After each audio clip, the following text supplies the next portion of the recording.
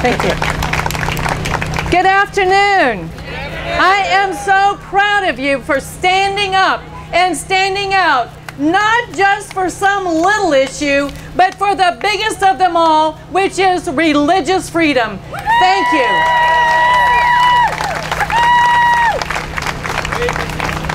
We have got a star-studded cast of speakers following me, lawyers, elected officials, and so on. Well, I am a homemaker, and let me tell you something. Back in the early 1980s, my husband and I were sitting in a Sunday school class, and there was a lady who came up to present an issue that I felt very deeply and passionate about. It was the right to life. You see, my husband and I have one son who is here with us today, Homer. I want you to raise your hand back here. And we have 5 children in heaven. God taught me about the preciousness of life and losing life in a way that was very, very painful. It was never my choice, but I knew this. I didn't want any woman to make a choice of losing a baby.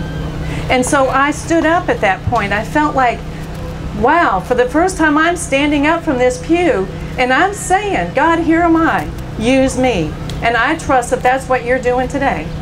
I went on then to counsel in a crisis pregnancy center and then to direct one. And then a friend came to me and said, you need to get involved in Eagle Forum. And I said, good, what is it? And then they explained, that's where you go and try to affect the law. And I said, you know what? I am seeing not only babies sacrificed here on an altar, and then I am seeing women who live with that regret for the rest of their lives. We've got to do something about this. Yes, I want to go and stand up in the halls of the legislature in order to change those laws to protect life and to save those mothers, to save those women from a lifetime of heartache. Well, Gallup, the polling company, has learned that we, the people, know how to think for ourselves about life.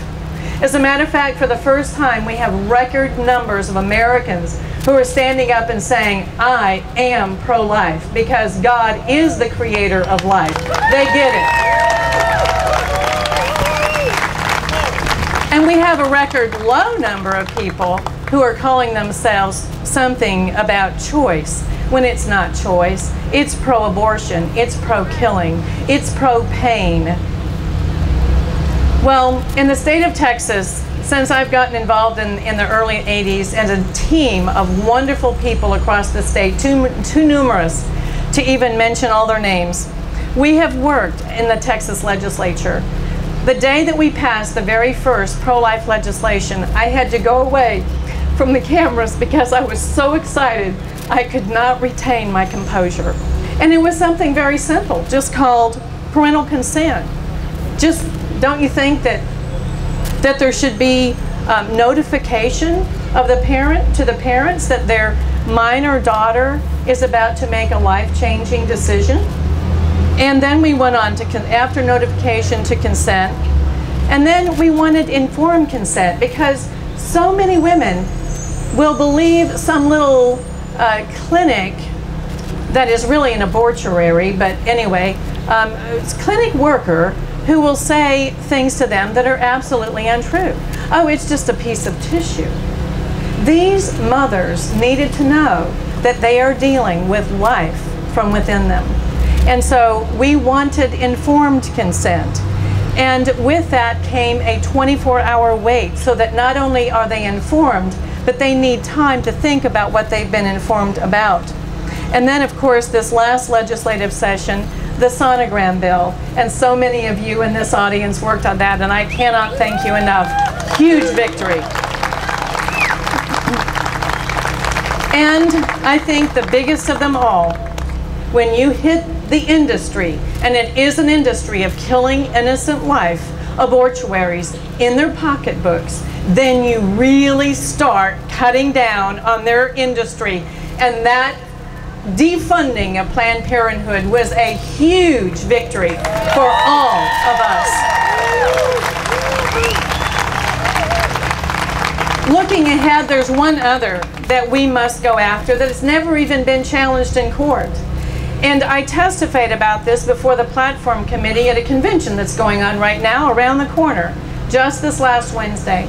And that is that when babies are hurt in their mother's wombs and feel pain, that mother needs to be informed that she is hurting, not just herself, but that baby feels pain.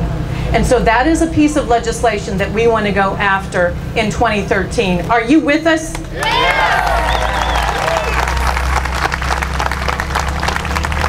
The bottom line is that Texans value life. Life at all stages. And I have to tell you, I am so proud of one organization, and we have 3 statewide pro-life organizations, but one of them, Texas Right to Life, has been working on the end of life issue.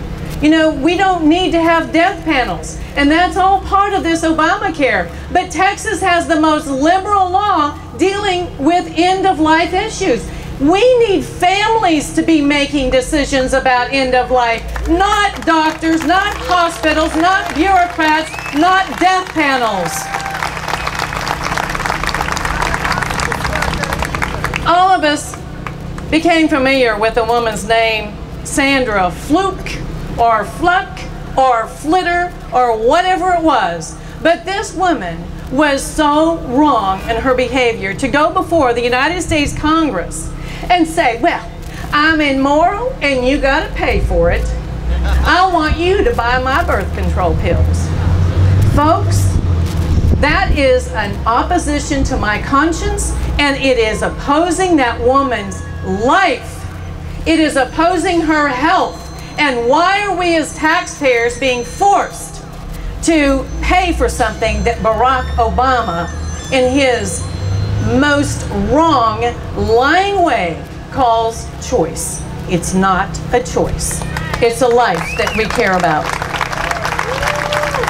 He wants us to pay for morning after pills, not just birth control pills, but morning after pills. That opposes my conscience.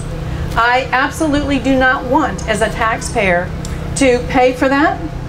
And furthermore, he wants us to pay for abortions. And all of this is going to be starting to take place as of January of 2013.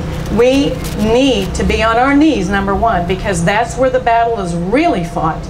But then standing up and standing out today in what you're doing is absolutely the right thing to do. James Dobson, one that we all admire, made a comment recently about this very conscience issue. This is no longer just the government telling us that we must purchase something, which is an economic sin as far as I'm concerned, is wrong, it's unconstitutional. But even to tell us that we have to reject our faith, that our faith cannot have any effect at all on the way we believe. And nothing could be further from the truth. James Dobson put that sentiment so well when he said, I will not pay the surcharge for abortion services. So come and get me if you must, Mr. President. I will not bow down to your wicked regulation.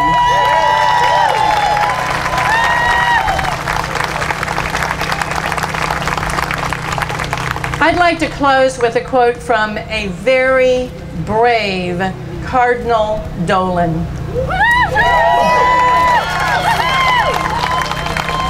12 lawsuits, 43 entities, and a growing number of entities to end the strangling of religious freedom in America and to recognize what is at stake. Cardinal Dolan said, time is running out and our valuable ministries and fundamental rights hang in the balance. We have to resort to the courts now. Even the Fighting Irish, who once invited President Obama to speak at their university, recognize what's at stake. If one presidential administration can use religious organizations to advance policies that undercut our values, then surely another administration will do the same for another very different set of policies, each time invoking some concept of popular will or the public good. With the result, these religious organizations become mere tools for the exercise of government power, morally subservient to the state and not free from its infringements. If that happens, it will be the end of religious organizations. That's why we stand in this square today, and this is why we will not stop. We will not sit down until we win victory in the courts and we throw out Obamacare and the other anti-religious bigotry being perpetrated upon Americans today. Thank you, and God bless you. God bless Texas and the United States.